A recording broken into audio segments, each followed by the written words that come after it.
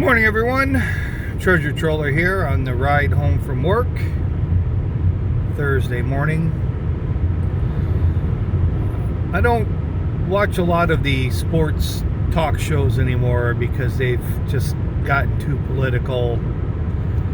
And just to satisfy my curiosity, I turned on that ESPN show this morning with the two Golics. I can't think of what the other guy's name is now. Mike Golick and the other guy. It's on ESPN. So I caught probably halfway through an interview with Damien Woody.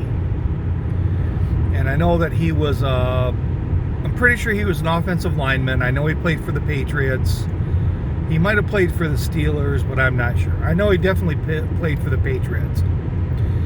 So I learned a couple things from Mr. Woody. Of course, they were talking about the how things were going to change now. Changes that were made. Of course, the preseason is going to be 2 games and no practices with different teams. I'm sure a lot of you are aware, like if Buffalo came into Detroit and they were going to have an exhibition game, Buffalo may come in a couple days before the game and they would practice together. They're not going to have that anymore. There's only 2 games. And I can remember how everybody kept talking about, kind of complaining about preseason being 4 games long, and that was too much. So they cut it down to 2, and now, 2's not enough. Because now, some of these guys that special teams guys are going to have a tough time making squads.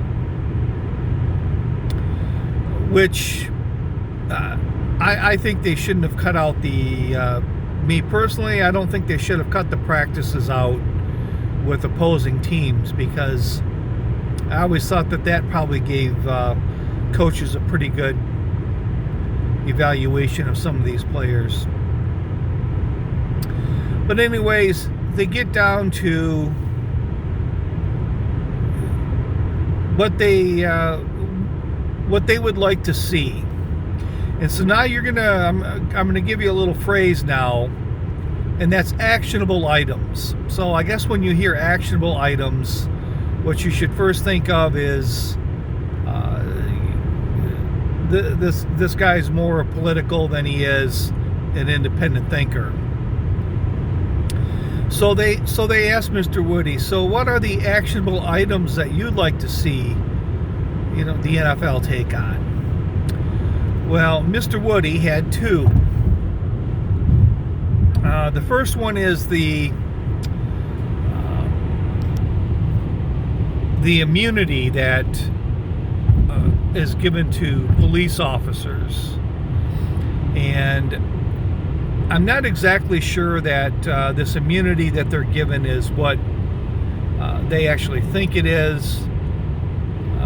Maybe I'll look into it a little bit more and do a vlog on it, but I don't think it's what they believe. I think it's more of if something happens and you want to sue, you like sue the city, or you sue the department. You don't necessarily sue the individual officers. Like if your building's on fire, you don't and you think the law enforcement just stood around and watched it burn, and you want to sue someone, you maybe sue the city, you sue the department, but you don't sue, Officer Smith, who was standing outside the building watching it burn. But I'll check into it. And the other one was, they wanted to see these NFL teams, the owners, I should say, specifically, putting money back into the communities. That sounds pretty generous, and it sounds like a real nice thing, but the Vikings play right in Minneapolis. So who wants to put money back in Minneapolis when after another tragic incident occurs where they're just going to burn the damn city down again? Same thing with the Bears. They play in Chicago. You have the mayor first, Mayor Beetlejuice there, saying F Trump, and then now she's begging Walmart and CVS pharmacies to please don't leave. Who's going to put money back into these towns?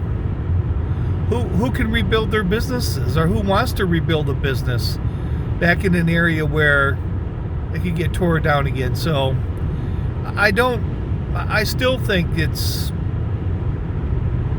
they have no idea what they want. They just want something. I mean, they've torn a couple of statues of Christopher Columbus down. I mean, did it make their lives any better? Did taking down that statue, did it change history? Did it remove Christopher Columbus from the history books? How did it better any of these people's lives? I mean, if you want to read about Christopher Columbus, read Martin Dugard's book on Christopher Columbus. Read that book and see if he comes across as some sort of hating racist and murderer. See what kind of stuff he went through to risk it all. Read Martin Dugard's book on Christopher Columbus, and see what kind of opinion you can come up with concerning Christopher Columbus. But anyways, that's it. I've gone through the words that drive me nuts over the last few years, and so I guess I've added another one to the list, which is actionable items. If you hear actionable items, just kind of think plant. So that's it. Read the book, though. This is Treasure Troller saying aloha and good day.